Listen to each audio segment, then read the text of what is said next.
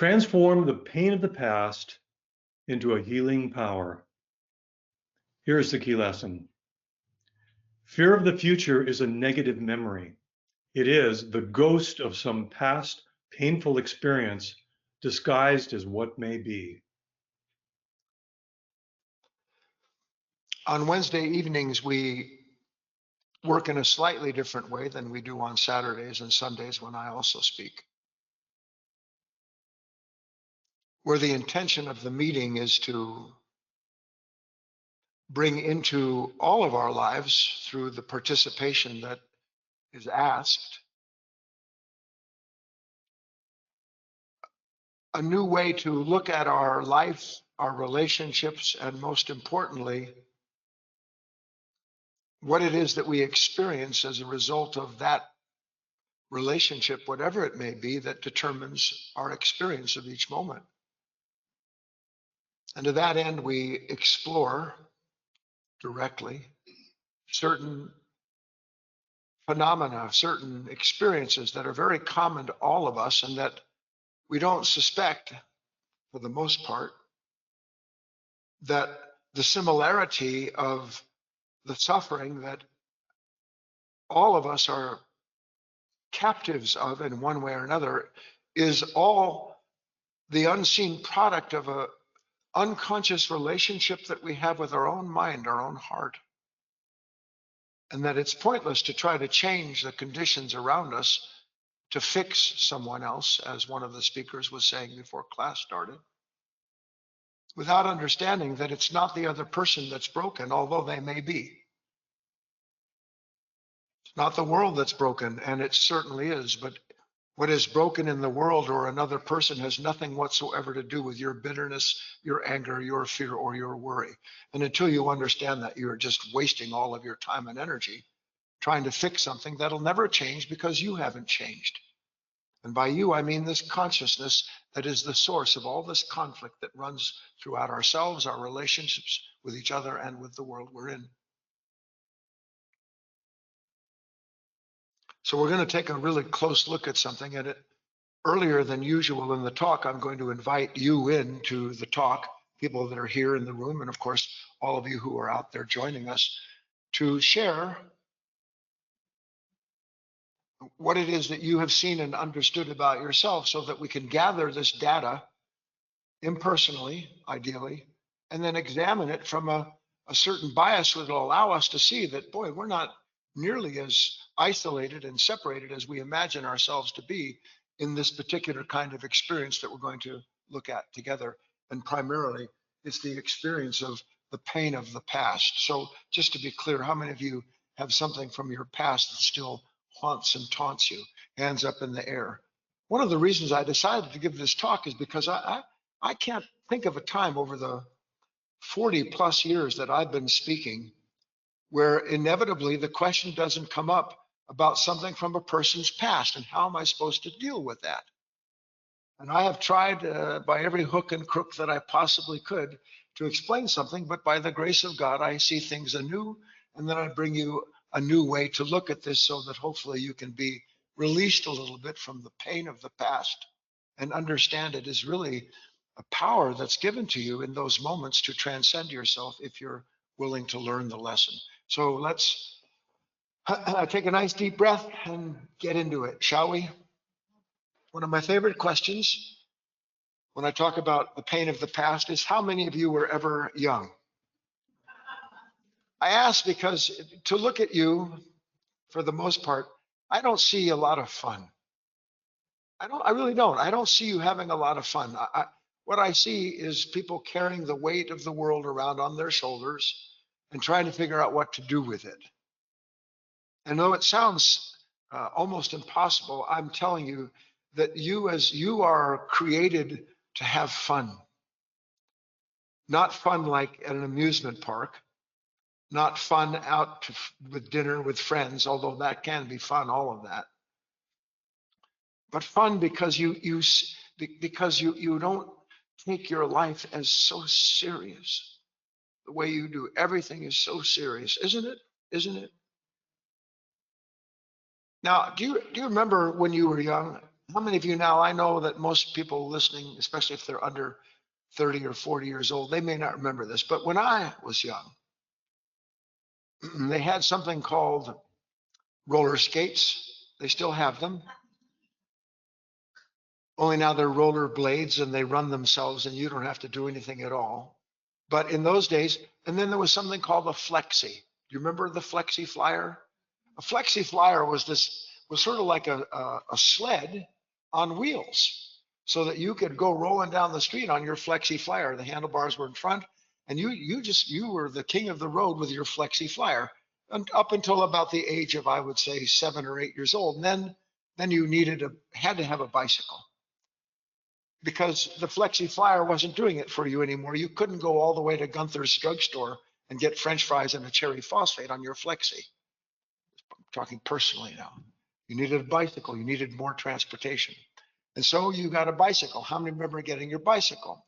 Now, a bicycle was great until you met a girl who went to a school on the other side of town.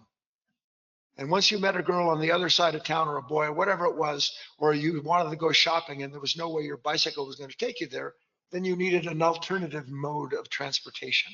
And for me, it was a motorcycle. I couldn't wait to get a motorcycle at the age of 15 and a half years old.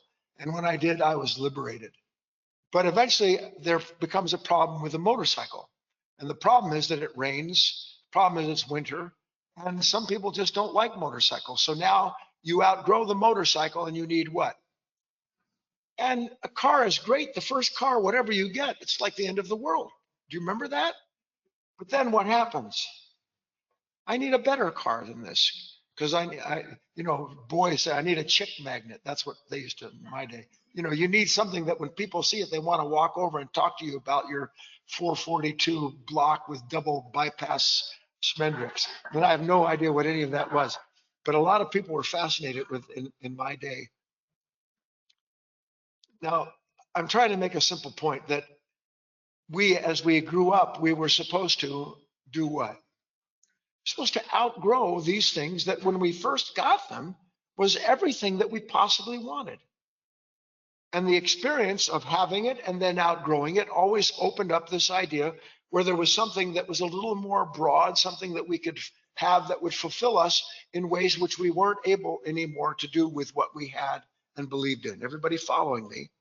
So there was always a time that we came where we outgrew the experience. Remember the story about the boy at the park, and one day he didn't want to go on that same ride because he realized it wasn't going anywhere? Do you remember that? So with that in mind, I want to ask you if you can think of the one great exception to that rule, to what we, in all of these years, have yet to outgrow. In all this time that we haven't grown weary of it, that it hasn't become boring to us. Can you think of something that you haven't outgrown? Now listen carefully. But that for having still being identified and attached to it leaves you in a certain place where, and I'll straighten this out for you, where it just seems that I'm never get tired of revisiting and reliving some old sense of myself. I outgrew what you were, what I wanted from you, transcended it. But when it comes to me, there are certain things that I have just not outgrown. I revisit over and over and over again certain places in my life, not just times, not just relationships, but the moment when I look at the news and I have a reaction. I revisit the exact same sense of self. I revisit the exact same reaction, so that all of a sudden everything about me is the same old self, and I haven't outgrown it. Now, how many of you understand that I am talking about something that goes on with us that we don't see? I haven't outgrown. Now listen, because this is contradictory. I haven't outgrown the need to worry. I worry. In fact, I don't even need you to give me something to worry about. I can just worry. I haven't outgrown fear. I just look at anything on the web, on the news. I look at my mail, my email. I haven't outgrown resentment. At the drop of a hat, I instantaneously revisit whatever it is that produces that sense of self. And when I revisit that sense of self in that same moment, I am captured. I am caught. And I'll talk about this later. How many of you remember, I don't know if they still have it. I think they do. I've seen these strips that hang from the ceiling, fly paper. Gross, but better than mosquitoes and stuff hanging on you. Isn't it in those moments where suddenly you are revisiting and reliving that old sense of self? Forget the word fly paper. I call it eye paper. I am stuck. And what am I stuck in the moment when I revisit and relive that condition? What is it that I'm stuck in? It's mind blowing. I'm stuck in my own resistance to the very condition that I agreed to revisit. That something came and said, you've got to go look at this, you've got to deal with that. And in that moment, I don't think to myself, that's not a good idea. I should have outgrown that a long time ago. Instead, I go, okay. And the next thing I know, I'm stuck in eye paper. I'm stuck in the stickiness of a certain level of my consciousness that the minute I enter into it, I become its captive, because the more I enter into it, the more I don't want to be there. The more I don't want that experience. Yes or no? So I want to get you involved right at the start. What are some of the places or spaces, whatever you want to call it, past experiences that you revisit and relive, that when you do, by the way, as I just described, the minute that happens, you feel as if you're caught, you feel bad, and as if something is holding you in the past and you just can't get rid of it? What are some of those things, Debbie? Irritation when things don't go the way Debbie wants them to go. All right, but look, that's a state, and I understand I'm stuck in that state. But I'm looking at what are these places, these spaces. Maybe I should set an example. I think about what he did.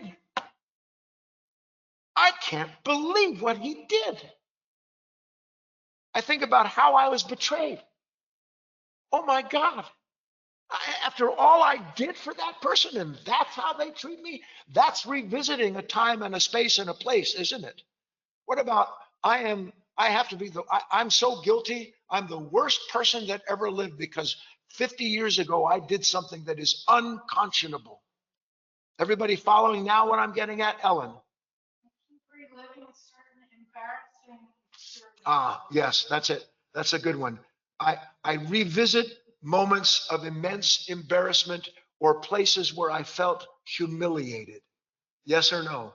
In the list, Denise writes, envying someone. Again, that is a place or a space, but I'm not looking for a psychological state. I'm looking for an actual place, space in your consciousness where you know you get taken to that place or space and then find yourself caught. Debbie. Yeah, I revisit hurtful things. I remember when I was in high school, not in high school, kindergarten, Mrs. Kendall, she would whack me on the head with her pencil. Yeah, just because I didn't have the right answer. I hate pencils to this very day. I can't use one. I know you think I'm kidding, but I really don't like them. But not because of Mrs. Kendall. More hands. Anybody? John in the back. Yeah. I think about things that I said that if I could take it back, I would. And I can't get over it. More. Anybody? Leah. How I might have said something that. I think about, yeah, that's a good one. I sustained a loss back then that I shouldn't have, because I could have been other than I am. Patricia.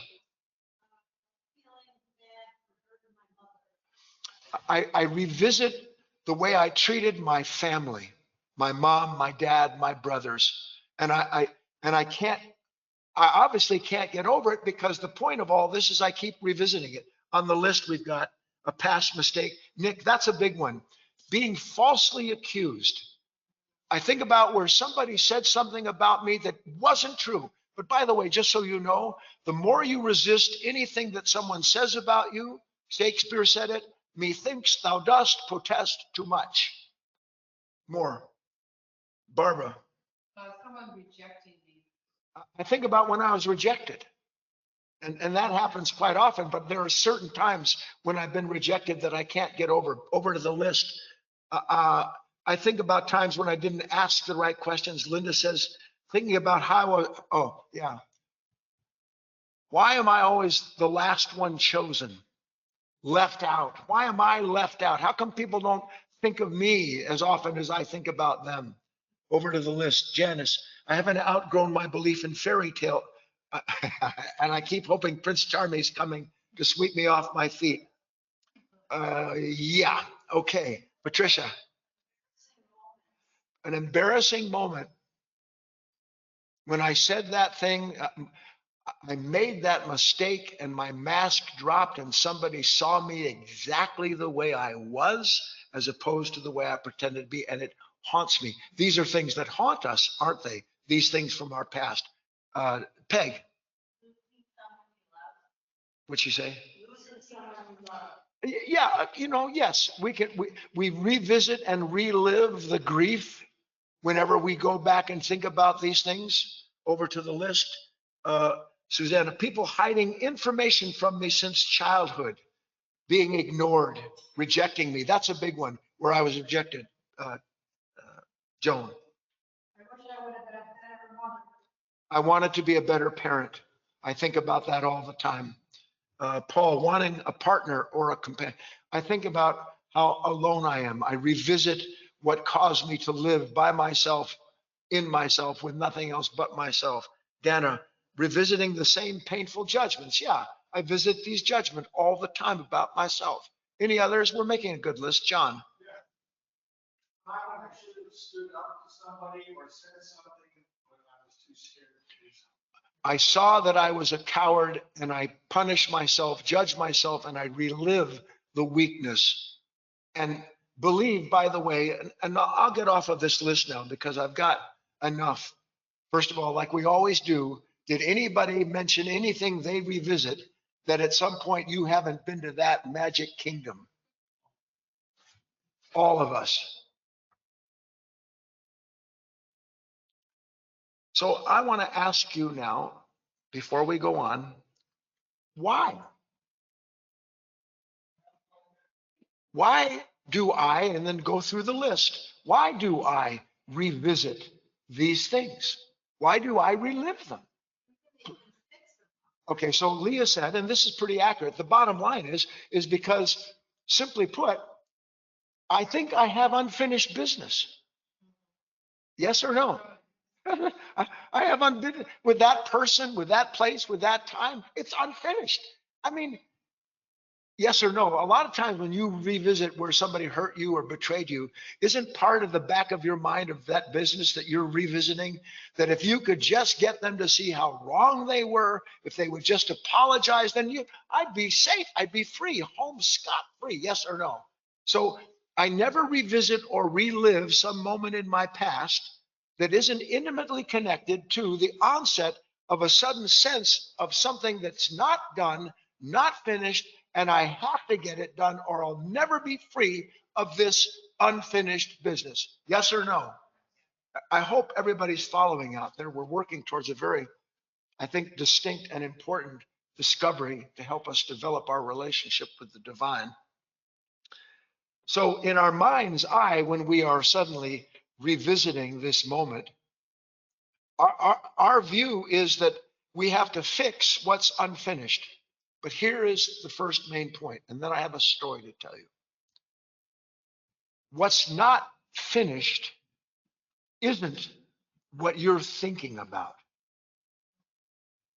You think something's unfinished because when you think about that moment, you can't think about an unwanted moment without resisting it. And the moment you resist the moment that you remember, there is a disturbance in you, and the consistency of that disturbance says, I've got to get this thing straightened out. I've got to get this finished, or I'm never going to escape this pain that I live with every day of my life when I remember these things. Yes or no? Which is exactly why the struggle never ends. How many times have you revisited and relived something in your past with someone or some event and have yet to finish that business with that someone or that person, that event? Yes or no? Now, I'm not saying from time to time, God willing, that there is a problem with another person, and because you have come to understand that the problem with the person was as much a problem of yours as it was theirs, and that you may have spoken with them and brought about some end to that conflict, at least for yourself, because you did what was right. But that's not by any stretch of the imagination what we're looking at here, is it? So I have a story to tell you. Now, I have two stories tonight. And one of them had time to turn it into an act that I'll bring up on stage in a few minutes. But the other I did not have time to turn into an act. So I have to be all the characters. And I'm not going to go through different characters. I'm just going to tell you the story. But please understand that this is a multi-level story with many characters in it and lots of things that are going on. In fact, in some ways, the story is unbelievable.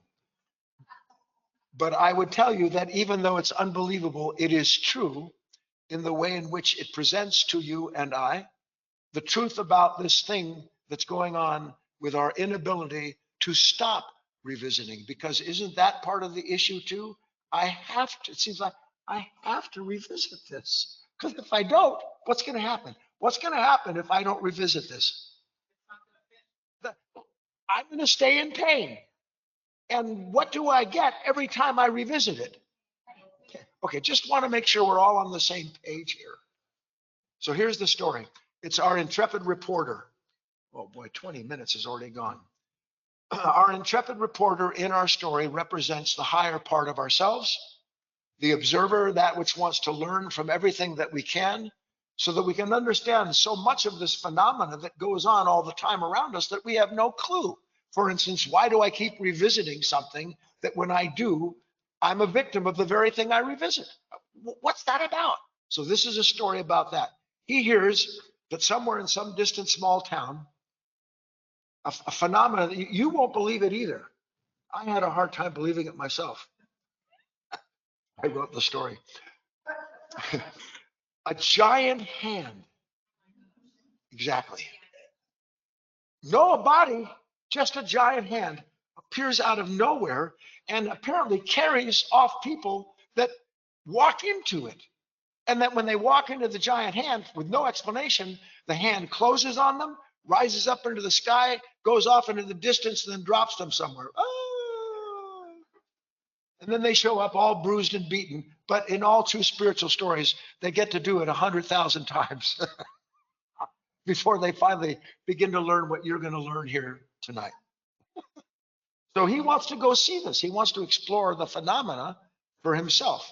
Wouldn't you like to know?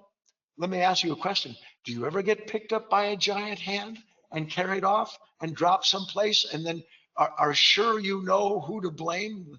It's the hand and the lurch and the Addams family, whatever it is. So he's in this little town and there's a woman seated in a coffee shop all by herself. And he can see that she's kind of in a little dark state. And as she's sitting there, he's watching her because he's having coffee over in the corner, trying to figure out how he's going to observe this. All of a sudden, a giant hand appears out of nowhere. Now, wouldn't you think that if a giant hand appeared out of nowhere, that somebody would notice it? Yes or no? I mean, that's stupid. And yet nobody notices. Right in the coffee shop, a giant hand appears. She doesn't even notice it until all of a sudden, that giant hand sticks a finger out and pokes her right in the shoulder.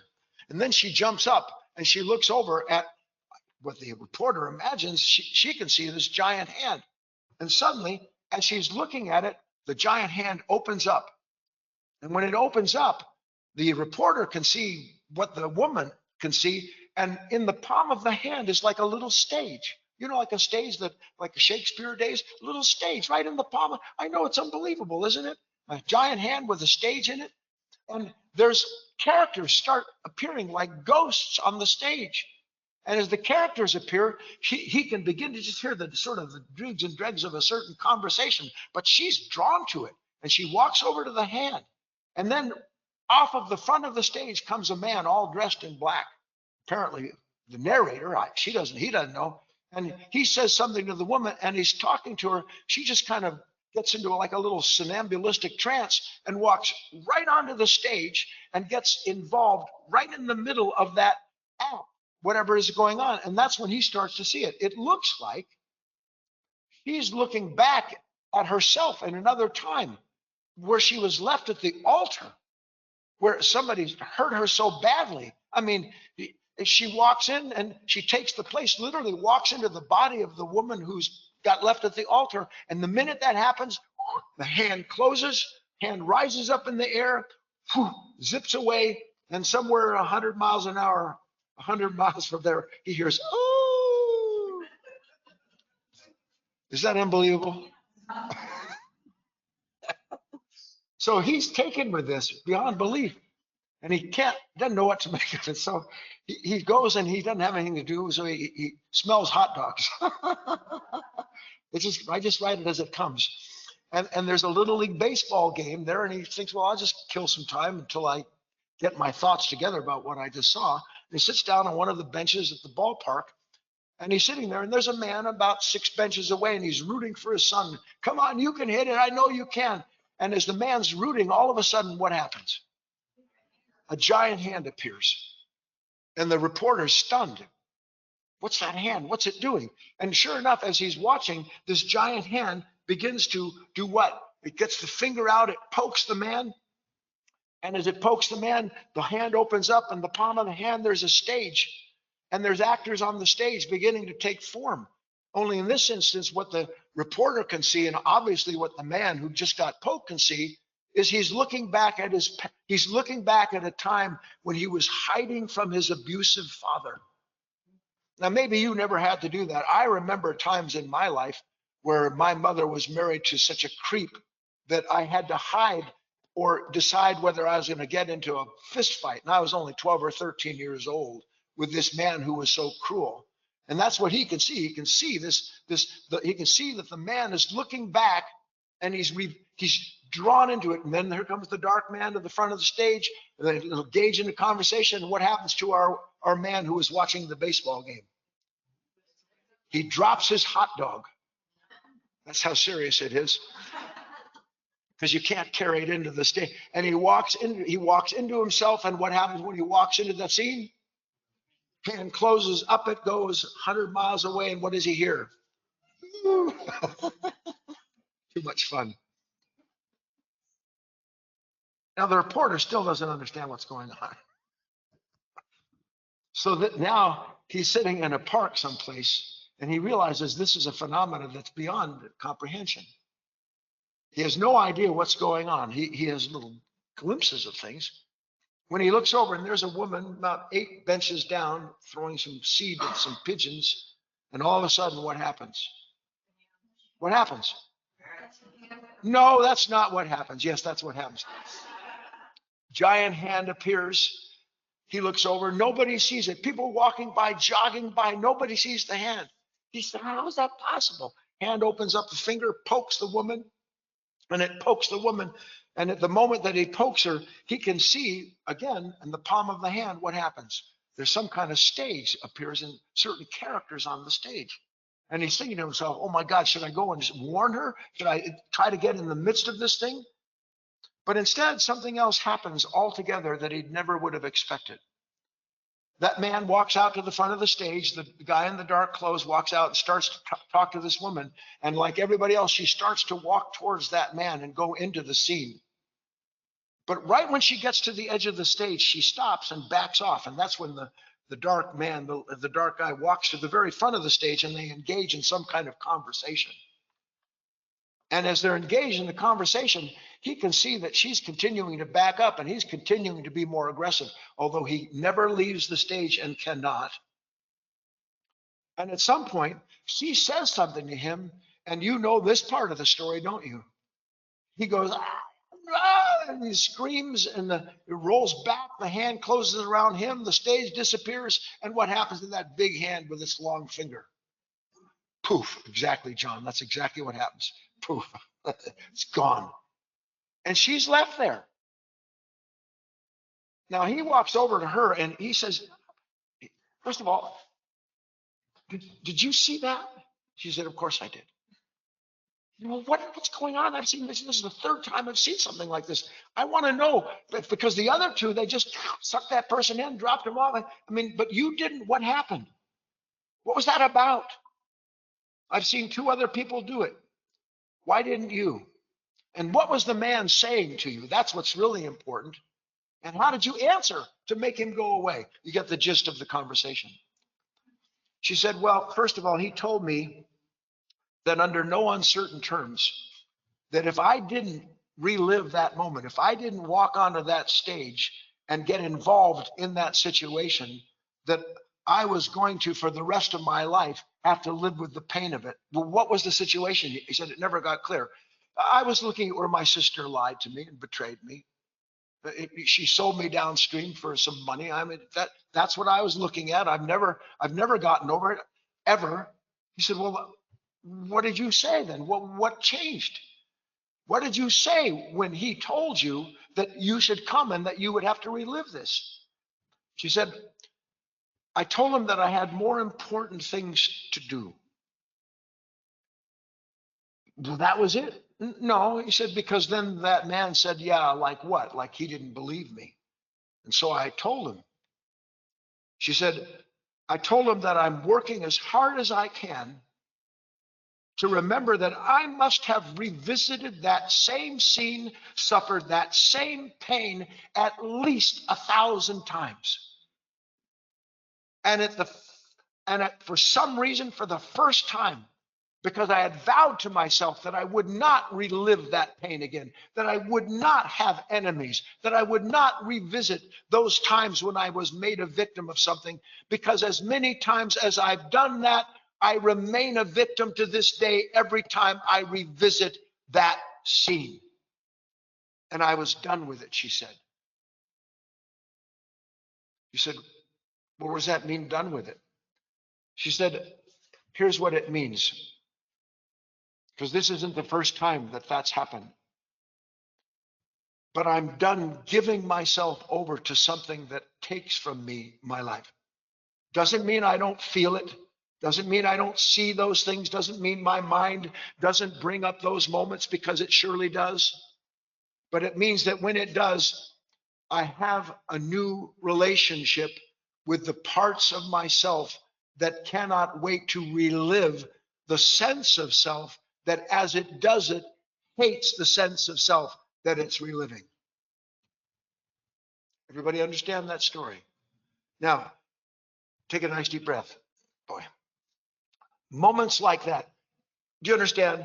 Left at the altar, we all get that idea, betrayed, abused. We've all had experiences. We made a list of 25 of them, yes or no? Moments like that, please, I want you to see that they are,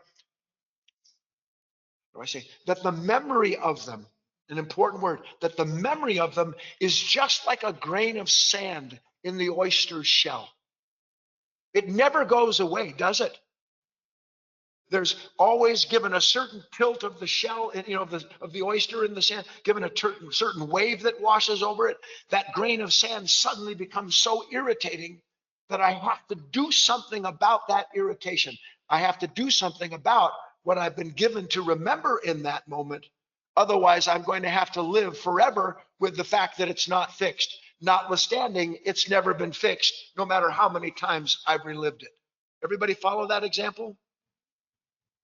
And that irritant, that disturbance in this consciousness that we take to be our consciousness and our disturbance, never stops revisiting and reliving the condition that it blames as the irritant for its pain in that moment. And again, oblivious to what? Bring up the second key lesson, if you will.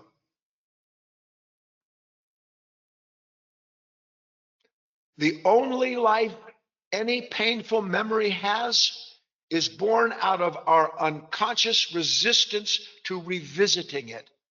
The only life any painful memory has is born out of our unconscious resistance to revisiting. Now, I know that's challenging to your mind, so I'm going to explain it to you. Why would I revisit anything that upon revisiting it, I resisted? Why would I agree to give myself to any memory, whatever it might be, that when I accede to reliving the memory, the fact that I'm reliving it means I'm going to relive the pain inherent in that memory. The pain is in the memory, not in you.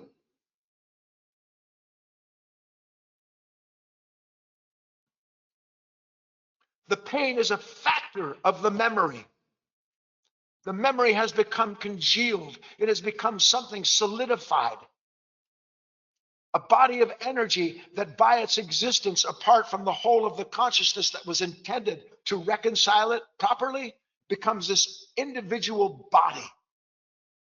Literally a body. This is why in the old schools, the old desert fathers always spoke of this thing that a man or a woman who would be reborn has to go through, which is the dissolution of these individual bodies, these creatures that live in our consciousness, that have taken on a life of their own, that live apart from everything else, and that we participate in keeping alive every time they come back into our mind, and then we revisit and resist their appearance. That's what that means. It's mind-blowing that I would agree to give my attention to something that when I give my attention to it, or more accurately, when it's taken because I'm asleep, the moment my attention is taken from me, it goes on to something that I hate that I've given my attention to. How can I hate what I have voluntarily given my attention to? Unless it wasn't voluntary. Unless something took my attention in that moment, that irritant in the shell, and produced a sense of self that has been with me, with humanity, this consciousness, for as long as I've been in this body and have that experience, and I'm still not able to get it out. I'm still not free. It's still fixed in me, isn't it? We have to see how our attention is given to a painful scene from our past. Yes or no? What happens? Think about it. I'm sitting at home and all of a sudden my mind just brings up what happened. You know, I'm sitting there, I start sinking a little bit. Maybe I didn't get a good night's sleep. Could be anything. My toe hurts. And the minute that I'm brought into some form of resistance to anything, everything gangs up. And the next thing I know, I have a whole list of reasons from my past why I'm in the pain I'm in that present moment. And the more the list grows, the more grows the insistence that I fix all of that. And how do I fix what is in the past? How do I fix it? I can't. You can't fix a memory. The more you want to fix an unwanted moment in your life, the more you pump life into it by revisiting it. Which is why the more you revisit in order to get everything straightened out, the more you find yourself subject to an instantaneous fall into that same state. Is it not easier and easier, the path of least resistance? Yes or no? So that as soon as we revisit it, please, as soon as I revisit my fear, I don't want to be there. As soon as I revisit my anxiety, I don't want to be there. As soon as I revisit that man who did this, I mean, he just lied. He just lied. And he did it straight-faced, and he never apologized. The minute I revisit that, what happens to me? I think he made me a victim. He may have done something that's terrible, but what he did has nothing to do with me reliving and revisiting that moment, because every time I do it, I get the same sense of self that that consciousness seeks when it revisits it.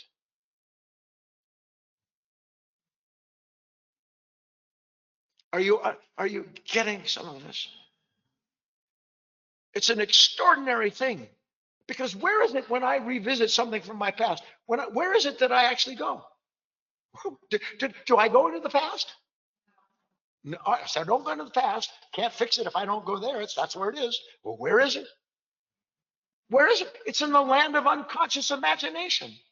It's in a land populated by unfinished dark forms of energy that have assumed a character that the more I resist their character, the more substantial they become. The more substantial they become, the more I suffer from not wanting the very thing that I have helped create, unconsciously, of course. Let me bring my actors on stage.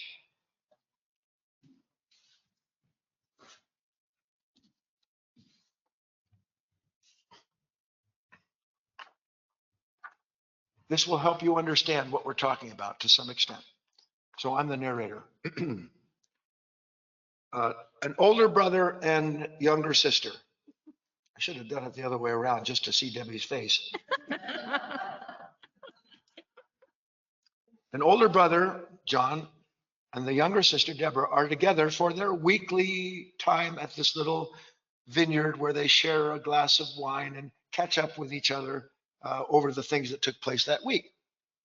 But again, as she's been doing for what seems like forever, she's complaining about a man that she was in love with who broke her heart, betrayed her terribly, said horrible things.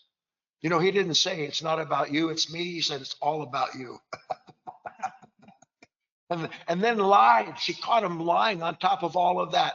And she does nothing but complain over and over again. And finally, when she's in the midst of this, he finally interrupts her midstream as she's about to go through the whole iteration again. Oh, hold on, sis. Just stop all this for a moment and let me ask you a question. Given all you keep going through, why do you keep agreeing to meet this guy for drinks when he's never delivered on one of his promises? I don't know. I guess I just keep hoping somehow he'll change. Over all this time you spent with him, has he shown you one thing to make you believe that he will? No, I'm sorry to say that he hasn't. Nothing at all, right? Yeah, so, okay, what's your point? Well, look, sis, you know I love you, but this is the last time I'm going to listen to you complain about his nature. Well, that's a little harsh, don't you think?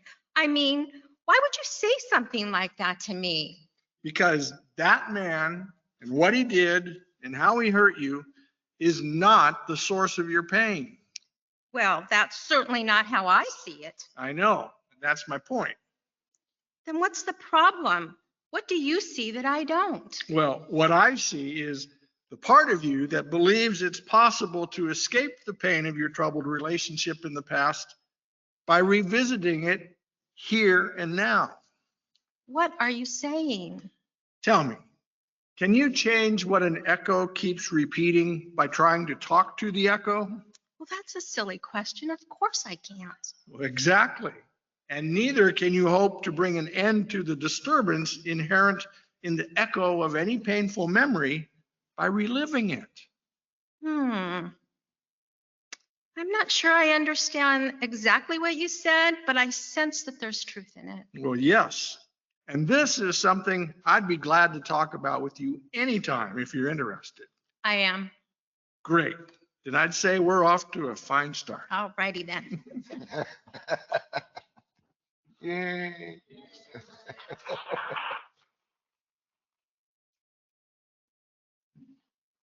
The part of you that believes it's possible to escape the pain of a troubled relationship in the past by revisiting it in the here and now. Bring up the third key lesson, if you will. I urge you to write this down. I know it'll be, when we post the talk, it'll be there. To revisit any painful memory is asking to relive its pain. And to relive any such pain is to ask for it again. To revisit any painful memory is asking to relive its pain. Let's all say that together. To relive any painful memory is asking to relive its pain. And to relive any such pain is what? The defense rests. Can you refute that? The problem is that we don't understand when that's going on, that there is a part of this that's deeply involved without our awareness of how it is involving us. So I've got 15 minutes left. I want to bring you through a certain body of fairly simple knowledge, but something that's critical for you to understand, because we are talking about the fact that this memory contains its own experience, doesn't it? You don't create the character in the memory. You don't create the way you experience the memory. When you give your attention over to a memory, you are brought into its world.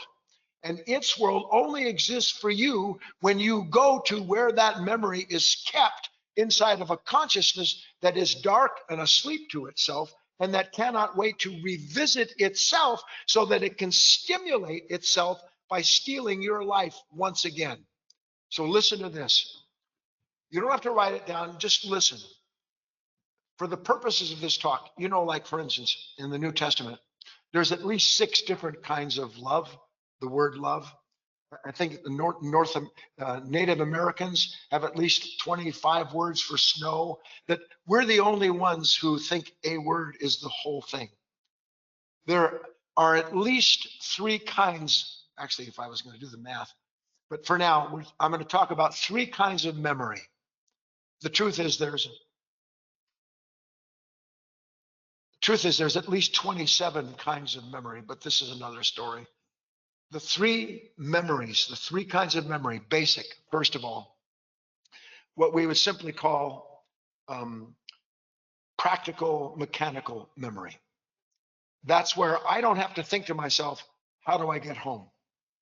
That'd be a problem if I had to remember how to get home, wouldn't it? I don't have to think to myself, where do I keep the orange juice? It'd be a big problem if I went to the woodshed looking for orange juice.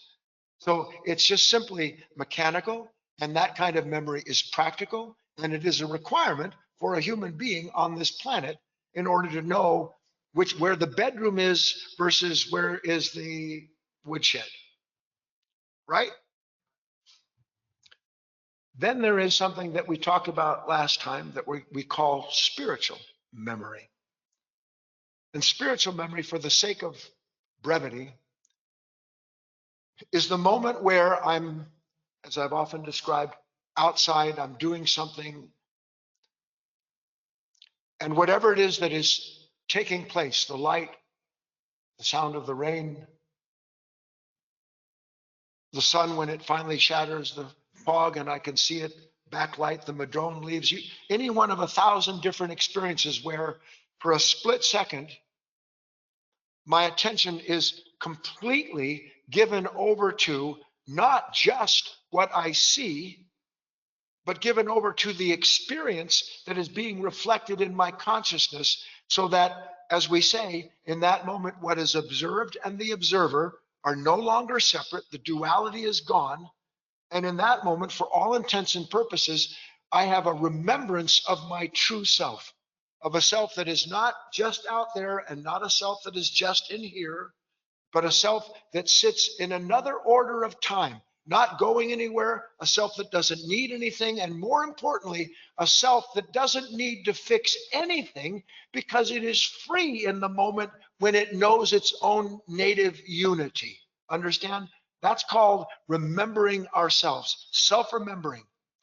I'm present to a consciousness I didn't know was there. And suddenly there it is. And I'm so glad for the experience. I wish it would last forever. But of course it doesn't, because there's a lot of parts moving in that moment trying to reclaim our attention so that then it can go on and try to figure out how it can keep what it experienced. That's number 2. Number 3, and what we're primarily talking about, involuntary memory. Involuntary memory. Most of us don't know we have an involuntary memory, because when our mind and our attention is taken and placed on something, it's the old shoot the arrow and draw the bullseye around the mark. Involuntary memory is when our attention is taken and placed on some familiar image from the past or an imagined time to come. That's involuntary memory. My attention is taken and placed on something from the past or that I imagine is coming in the future. And when my attention is placed on something for me, as goes my attention as comes my experience, so comes my sense of self. So that now, if you follow me, when a memory is involuntary, that means that so is the sense of self that's produced from whatever it is that it decides it's going to visit. And what does my involuntary memory, what can't it wait to do? It can't wait to go find something from the past that as it pulls it up, it can re-stimulate and reincarnate the sense of self that as it comes full flower, I can't stand it.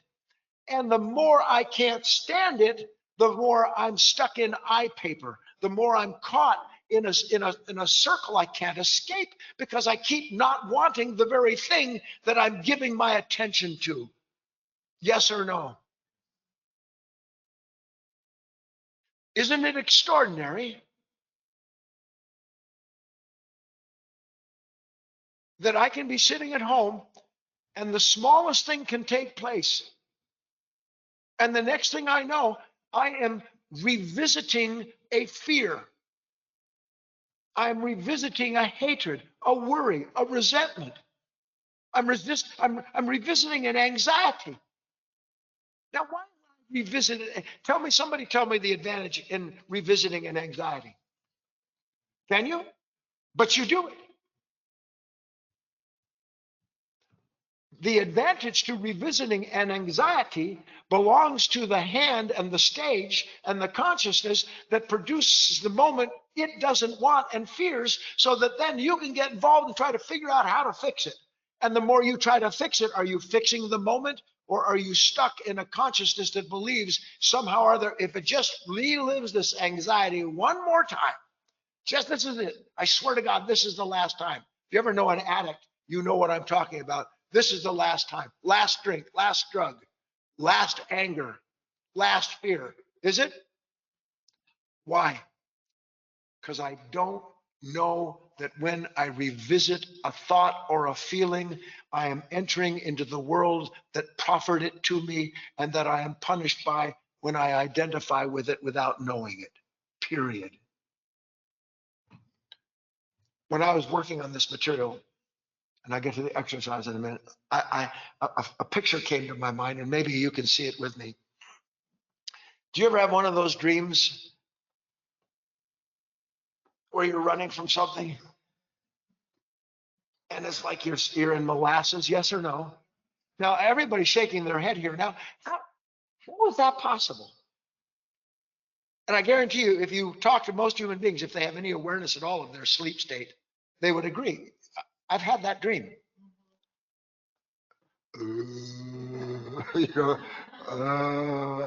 What do you think that represents? Have you ever wondered about? Probably, maybe you haven't, but I'm going to give you. I'm not saying this is the whole shebang, but I'm going to tell you basically what that's going through. Is that in that moment, running through that molasses, you are in an unconscious state of conflict that is so thick with possibilities and problems and resolutions, all the things that have accumulated in that unconscious mind, that there it is, and something triggers that, and there you are. You're actually running through the dark molasses of a consciousness asleep to itself. That's why it feels like you can't get anywhere. And what's chasing you, by the way? What's chasing you? Whether it's a werewolf, a lion, a tiger, a bear, or some demon, what's chasing you other than something that you have been unable to escape? Like my past. Like what he said. Only I don't think I walk around with a demon behind me. Do you? Do you think you walk around with a lion, a tiger, or a bear? Only my wife thinks a lion, tiger, or bear's waiting. Do you think something's waiting to pounce on you? But does something happen and the next thing you know, I got to get away from that. Yes or no? Have you ever gotten away from it? What did our hero, the third person in the story, tell the reporter? I have something more important to do. What was that? He said, I need to remember in this moment that I have been here 100,000 times. And I have not once outrun the memory. You know why you can't outrun the memory? Because it's my consciousness that doesn't know it's reliving the content of itself. And when I identify with it, I become that self. I become the suffering inherent in trying to escape what I'm complicit in creating. This is why the new choice has to be in those moments. Instead of walking into that scene. Was that you got the picture of the giant hand? You have to walk into it, don't you? I mean, sometimes it seems like you're just transported there, just beamed over. But you still have to go in there, don't you? You still have to be engaged, don't you? You got to start thinking about it, right? Why? Because the man walked to the front of the stage in the dark suit and said, you don't really figure this out, man, this is what's going to happen to you. You're going to just, if you don't fix this, you're going to spend the rest of your life a captive. And as he's talking to you and as you're identifying with what you are revisiting, you are a captive of a consciousness that intends on keeping you, just like the Pharaoh did the Jews, keeping you in that land, making bricks without straw. If you ever read that Old Testament, what does that mean? When the Pharaoh would never make bricks without straw, he would be contradicting his own ambition of building more buildings, because a brick without straw crumbles. So the idea of building a brick without straw is that you're building and working and slaving in pits to build something that disappears and crumbles the moment that you make it. Can you see that? Reclaim your attention. And you can ask these questions if you want. It's all something I want you to feel more than here I am. I can feel it. Something's come over me. I'm starting to worry about what's that. I'm starting to worry about, I'm starting to feel so bad about what I did. How many times have I been in the same place and tempted to do the same thing? How many times? You can't count them. Has anything in my response to being tempted and walking onto that stage and being carried, and you know what I mean by carried away, don't you? And dropped off. Has one thing changed about my past? One thing. Has it? Or has it become actually more concrete? I'm more quick to give myself over to wanting to fix what I now feel has made me a victim. Ground yourself in the remembrance of yourself. Ground yourself in remembering yourself. And remember, it's not your task to set yourself free. You see, you think it's your task to free yourself. It is not your task to free yourself. It is your task to see that you are a captive of a memory, that you're a captive of a level of consciousness that has no awareness of itself. And if I'm aware of a consciousness that keeps revisiting itself so that it can make a victim out of the identity I derive from it, do I need to free myself? Do I need to fix something? Or am I free the minute I see the fact of that? But to be free the minute I see the fact of it, I have to do the one thing that nobody wants to do. Can you guess what that is? I have to die to myself. I have to give up hope in things seen. I have to stop believing that a day is going to come where I won't feel a victim anymore about what happened to me when I was 20 or 30 or 40 or 50. That terrible man, that terrible woman. I have to die to the sense of self that's so common to me that it's like putting on my favorite sweater, except that it's made of horsehair and I don't know until it's hurting me. You have to see all of this. If you do, you will turn the past into a healing power and you'll see it for yourself. Take a break, come back and have our dialogue. Hi, I just wanted to say how much I love this talk. There are times in your life when you're more open to receive a message, and this was just perfect. I especially loved the imagery of the hand. I don't think I'll forget that. I hope I don't forget that, because that's exactly what happens. It looks just like your hand. No, it's much bigger. It's much bigger than my hand. Giant Debbie hand. It's scary. I know what I was going to say. So it's not, and I'm not sure how this works, but it's not just a fear or a thought about something that happened in your past, though that happens plenty, but it's also a fear or a worry about something that you think is going to happen in the future. Do you know that you can't have a future fear that isn't born of the past? It is impossible. That was the key lesson. I didn't think anybody understood it, but the key lesson said that whatever it is that you fear, it is made in the image of the past. It is the time to come doesn't exist without the memory that formulates it. That's something to think about. Well, John will help you. Come on, John. Another speaker, Dave, Doug.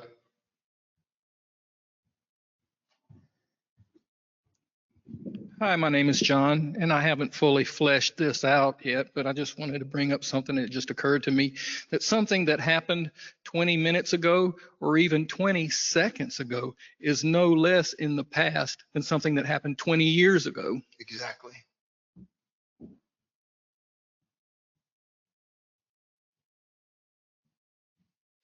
All right, let's, if we're okay, Guy, we'll go ahead and get some of the written questions. And we have two leftover questions from Sunday. The first one is from Tony, and she says, does it seem to you, Guy, that the darker the moment presenting and we stay with it, the lighter we are on the other side? Trusting this is a lesson we are made to learn for right now to transform us, evolve our consciousness. Yeah, that's good, Tony. I'll tell you, there's a parallel. There is no physical power, no sense that we have in any of its degrees that isn't in scale and level something that belongs to the soul. So much in the same way as that you go into a darkened room. I do this every night when I go to bed. I lay in bed, and when I first lay in bed, the room is pretty dark. But as I stay in bed and I watch my eyes adjust to the darkness, then there's light in that room I couldn't see before because my eyes had not adjusted. We can learn to adjust our spiritual eyes by staying in the darkness and then allowing that moment to reveal the inherent light, the light that dwells in the darkness that the darkness doesn't comprehend. So yes, Tony, I affirm what you said. On we go, Doug.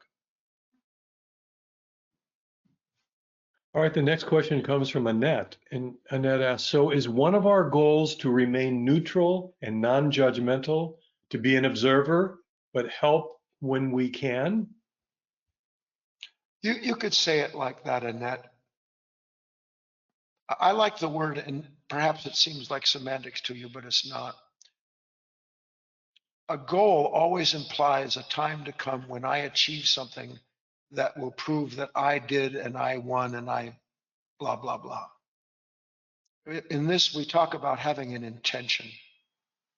A goal is always in time, an intention is always right where I am. A goal is always in time, an intention is always right where I am with what I am and what's happening. I hope you understand that. Let's go on. I like that. It clarifies that more, makes it. Thank you. All right, the next, and everyone, if you want to talk with Guy directly, you can raise your hand. We don't have anyone in the queue right now. But we'll go to another written question here. And hello, Guy. This week I was sick and I was watching all kinds of programs on TV about fashion. And I noticed that my thoughts were also going along, ooh, that would look nice on me too. My question is, how important is it to be aware of what you watch on TV and what you read? I think this was from Frida. You know, that's just what Charlie said to me yesterday.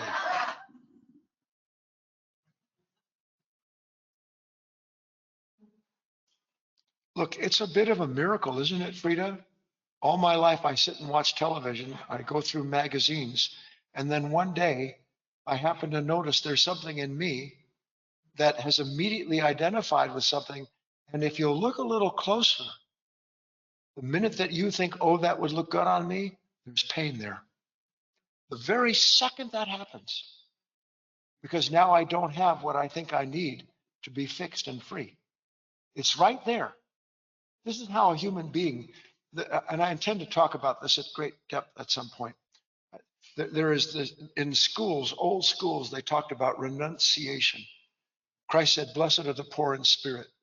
All of these things relate to a particular level of consciousness that as it awakens to itself, it doesn't have to set a goal. It doesn't try to renounce anything. It sees what it is, and the natural renunciation of that self is there, the natural separating of the wheat from the chaff. So Annette, it's all good. And it might look nice on you, and that's up to you. But it's very important that you remain aware of yourself while you watch TV or when you do anything. Sometime you might try. For years, I used to do this. They call it deeker. I would sit and I would pray without ceasing while I was watching TV, just so that I could keep my attention partly on myself while I was watching what was going on the television, so that I couldn't be sucked into anything, because I always had part of my attention in my body and with myself. So it's vital to do that. You'll learn your way as you go along. Let's go, Doug. Leah's coming up. Here's a question from, do you want to go with that or want another question? Go with your question, and then we'll let Leah stand there and sweat a little bit. Okay. This is from Karina. She asked, how do you let go of a partner who has continued to disrespect your boundaries and then gaslight you when you bring up proof of when they do so? How do you let go of a tick?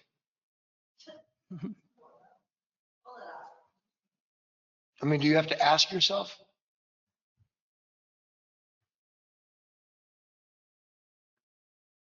See, the thing is, Karina, and this is very much to the point of what we've been talking about.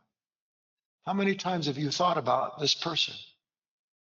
What he is, what he does, how he won't admit the truth, how he gaslights, meaning covers up and justifies or explains himself, whether or not, and I'm not judging him, I'm not judging you. The validity of this all depends upon you and your honesty. Why do I keep reliving that? Why in the name of God would I stay with any human being if I stay with a human being who, for staying with them, brings me over and over again into some moment, some sense of self that I don't like? Don't like myself, don't want to be him. And the answer is something in me depends upon that. Something in me needs to keep visiting this so that I can have the familiar sense of self and then go through the familiar iteration of the things that need to be done, that he should be, that I should fix, and that just goes on and on and on. The exercise and the talk, and I pray to God that you were there for the whole thing, is instead of revisiting the scene, let me remember that it doesn't exist without me unconsciously participating in the pain. And if I don't want to take part in that anymore, I'm going to have to give up Karina. I'm going to have to give up Guy. Can't do it at once, but I can sure see the need for it. Then, Karina, you can have your own life. And then if this person wants to be in it, that's his business. But if he doesn't want to be in it, at least you'll stop wanting to be in a relationship with yourself where you can't stop thinking about what's wrong with somebody and you feeling the pain of those thoughts. Leah's on. Hi, my name is Leah. So when is it appropriate to look at the past? Because this feeling came up in me that sometimes I believe I'm revisiting the past to learn from it so that I never do that again. And how's that going? Well, I feel like sometimes it makes me aware of my part. And does it change anything? See, this is what we just can't get. That's what we just can't get to that point. You will never, I will never save myself with my own understanding. Ever. Ever. Ever. And that's all I want to do is understand myself. And I understand myself by revisiting a self that I wasn't present to back then, that is as imagined as the self that says it wants to understand it, and then keeps reliving and reliving, trying to go back and figure out what happened. Why did that happen like that? Surely I could have been different. Surely I understand now what I didn't then. And instead of being in my body, present to a consciousness that's trying to fix itself by figuring out what's wrong with it, instead of being there and looking and seeing, you know what? I have been this state a million times, and I'm done with it. I'm done with it. Then you're going to be left with Leah, which is what you have to be left with, is Leah, with no explanations for Leah. Because isn't that what I'm looking for? Isn't that what I'm always looking for? I want an explanation for why Leah is like Leah. And who am I looking to that explanation from? Say it out loud. Yeah. And does she have one? All the time. Yeah. Does it explain anything? Yeah. It explains why I don't change. Right. And it occurred to me too, you were saying he said this. He said it one time. I've said it. I've relived that pain 1,000 times. So is everyone. Now, It's, and it's like, who's more brutal? yeah. That consciousness. But if you actually understand that that is the source of brutality, Yeah. all brutality in this world exists because a consciousness is set against itself and wants to find someone else as responsible for it. That's what brutality is. That's what desperation is. Mhm. And again, to the point, go ahead and sit down. Yeah. To the point, if I can try and make it one more time.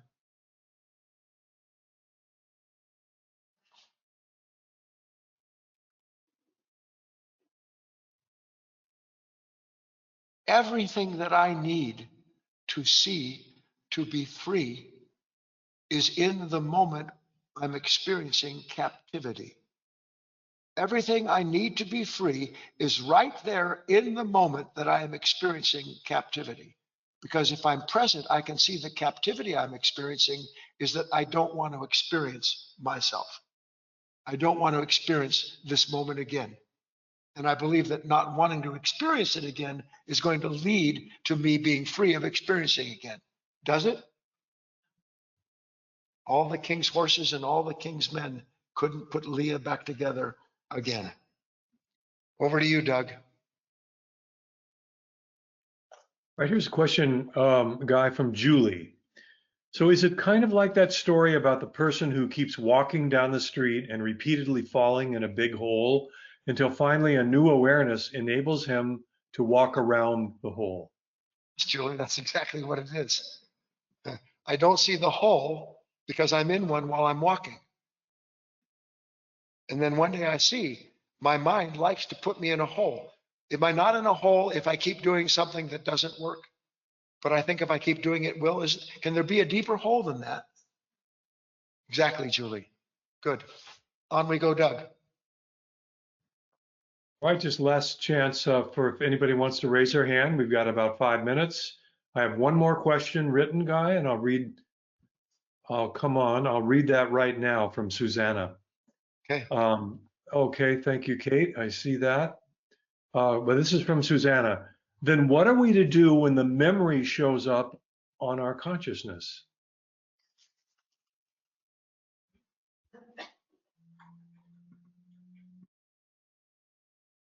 So, Susanna, imagine for a moment an example I like. My wife and I live in a house in a mountain surrounded by woods. And there are bears and mountain lions and coyote and fox, all kind of critters.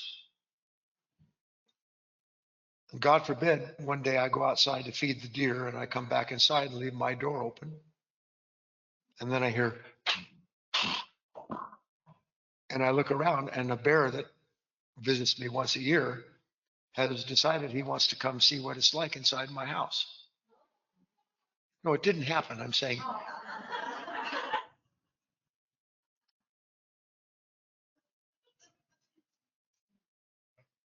Susanna, do I need to think to myself, what's the right action to take?